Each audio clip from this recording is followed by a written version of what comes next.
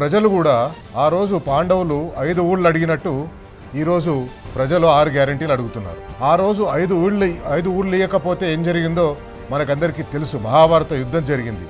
యుద్ధంలో కౌరవ సేనాధిపతి దుర్యోధనుడు, ఈరోజు ముఖ్యమంత్రి గారు తాను వర్ణించుకున్న కర్ణుడు కూడా కౌరవుల పక్షాన్నే ఉన్నాడు.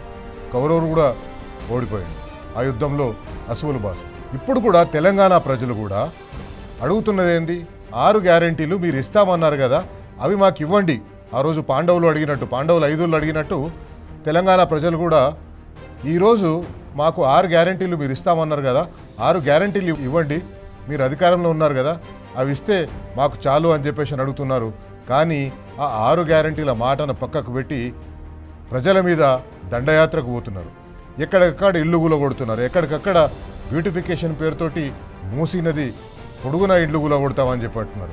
ఖమ్మం జిల్లాలో వినోబానగర్లో ఇళ్ళు కూలగొట్టింది. ఈ రకంగా 6 గ్యారెంటీలు అడిగితే అరాచక పాలన నడుస్తుంది.